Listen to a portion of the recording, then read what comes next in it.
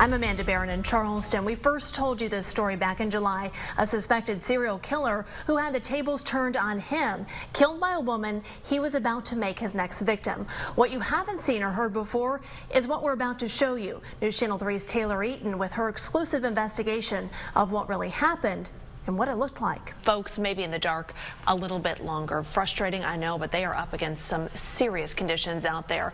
Those of you who do have power may have been lucky enough to spend the day inside your home, but now that some of the roads are clearing, folks are starting to venture out. And so for a check on the current road conditions here in Charleston, we turn now to News Channel 3's Kathleen Moxley. Yeah, we're talking about our drinking water. It's been nearly 2 years since that chemical spill that contaminated the water supply for hundreds of thousands in West Virginia. And we've uncovered one of the investigations launched after the spill at Freedom Industries never really started. News Channel 3's Brad Myers was there as Davis walked out of jail this afternoon. He has more on what led up to her release today. The mess in Ohio is now making its way to the Kanawha Valley. The interstates here are littered with accidents. News Channel 3's Rebecca Pewitt joins us with more on the road conditions and really this 1-2 punch that folks were given here today. And Tim, the hope tonight is that those 6 people are somewhere where they just cannot communicate with their family members because communication has been wiped out here in Staffordsville, Red Bush, and Flat Gap. But unfortunately, as the hours grow longer and as they pass on, the grim reality is setting in for so many people that this could in fact become a recovery mission. It's been a tough day here along Route 172 as we've watched people file in and try to go to their homes, what's left of them, because so many of them are just wiped off their foundation. Cars have been tossed all over the place like they're nothing. It's been a very tough day, lots of grief and lots of despair. News Channel 3's Rebecca Pewitt joins me now. And Rebecca, we're learning more and more about the people who lost their lives here tonight, and we're also learning more about the people who they're looking for. And a lot of these folks, their families, they were together. Pausing a brief second here because we're going to be joined by Governor Earl Ray Tomblin. Governor Tomblin, thank you for joining us live on our 4 o'clock show. You are proof that addiction knows no bounds. Your brother obviously dealing with this as a family member, not as the governor. Yeah. What's going on in your mind? You know, it's been discussed here today.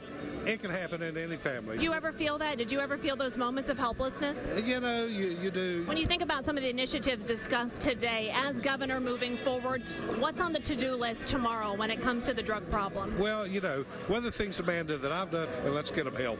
We talk about how this doesn't discriminate, but there are numbers that prove socioeconomic status does play a role in this. Places where there aren't jobs and places where there aren't opportunities.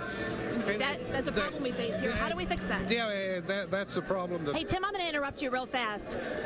Mayor Danny Jones is right here. Danny, we're live on the air right now, but you know, Danny Jones is somebody whose son has publicly struggled with addiction. Danny, we know that your son has struggled with addiction. As a parent sitting in this audience, not just a City of Charleston official, what were your thoughts? Oh, I thought it was incredible. And of course, I rode down the limousine with a tear, and I'm grateful for that. You're the mayor, but you're also a parent, and the president said a child is like having your heart walking outside your body. What did that do to your heart when you heard that? And I've got 2 more, and on the way down, we talked about my oldest son, and so today you take away what from this?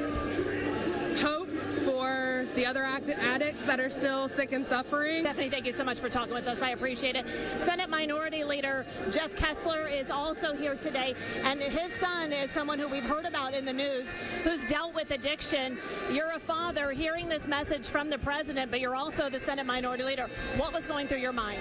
Well, I think it was important. And of course, all eyes are going to be on your forecast in the next couple of days. And as Tim mentioned, that really is the unfortunate part of all of this, is that we don't know what to expect for this area. And the folks that left their homes tonight don't know what they're going to come home to, or if they will have a home to come home to. 3 or 4 days and then head back to Jacksonville, weather permitting.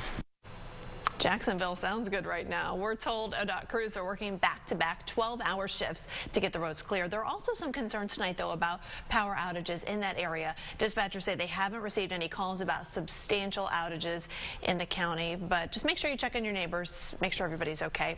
We're going to do the same. We're going to continue to follow the severe weather alert for you with live updates right here on Wsaz throughout the evening and, of course, tomorrow morning. Posted all through the nighttime hours, guys.